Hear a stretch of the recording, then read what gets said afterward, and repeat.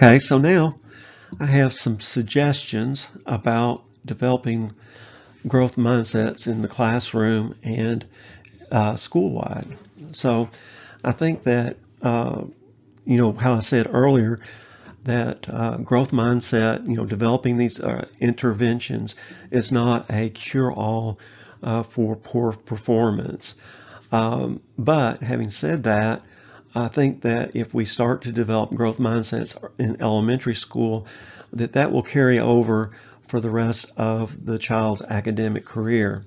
When grades are not given, everyone should not get, it says here, when grades are given, not everyone should get the same grade, and that is okay. So in elementary school, a lot of times students start off in non-graded primary, and so they don't actually get grades until they're in the upper elementary school. I don't know what grade that is, probably fourth grade or fifth grade. That's really affecting learning. And if you're in a high stress situation, it tends to cloud the educational process. You can't relax enough to learn the material. I've certainly had kids, especially in my AP classes, that are highly driven. That a lot of times they're so focused on a grade that they can't calm their mind enough to concentrate on the concepts involved. And so I think that an early emphasis on grades is very harmful to kids. It says here, I pass and not yet could replace letter grades when appropriate. Maybe even have this fall through to middle school. In high school, give students a choice of taking some classes as pass, not yet. So having a pass-fail type of program might be good for some AP classes. Students could take the class and get a passing grade and them not be afraid of running their grade point average. One of the things I really hate is that some universities don't take weighted grade point averages. For those of you that may not know, AP classes a lot of times are on a 5-point scale. And so when you get a B, you actually get 4 quality points on the scale of 1 to 4. And in A, you would get a 5. And so you can have a grade point average above 4 in a weighted system. And a lot of the colleges don't accept weighted grade point averages, which I think is really kind of detrimental to our cause of challenging kids and having kids take more challenging classes. Have an assignment based on pass, not yet, letter grade scale. Students can accomplish a certain number of essential units, then choices are given from a list of more challenging material. The essential units must be completed with a level of mastery to complete the class. Then advanced concepts can be mastered for additional letter grades. And so you could take a class and say, you can take it pass, fail, graded.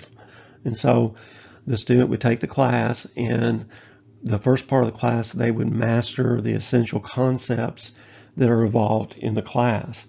And then toward the end of the class, as soon as they get that accomplished, then they can work on a graded course in which they could master more advanced concepts and get that 4 or 5 designation for a B or an A. So some kind of flexibility in the grading, allowing students to be challenged without them having to worry about their grade point average would be just, I think, a wonderful system. Suggestions. Okay, so some more of my pondering on what I would do if I was the head education czar of the country. I would have class rankings can only be done on a weighted scale. And so no announcements of perfect 4.0 unweighted grade point averages at graduation. Of course, this is for high school. Maybe for middle school also, if it's a grade at middle school. Find ways to recognize students for non-GPA related accomplishments. I think this is really important. Not everybody is an academic, and that's okay. Leadership awards, maybe present president of clubs, FFA championships, team captains, and so find ways to recognize students for non-GPA related accomplishments.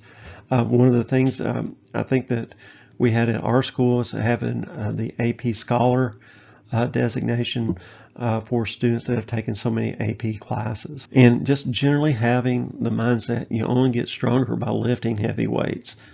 So the goal should be for students to challenge themselves, not to be so worried about grade point average and class rank and all that kind of nonsense, but to actually strengthen their skill sets and be ready for what in the future to accomplish. Final thoughts.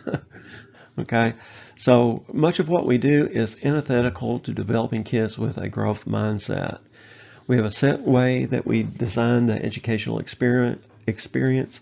We set amount of times for the subject. It's all time delimited. We set grading scales.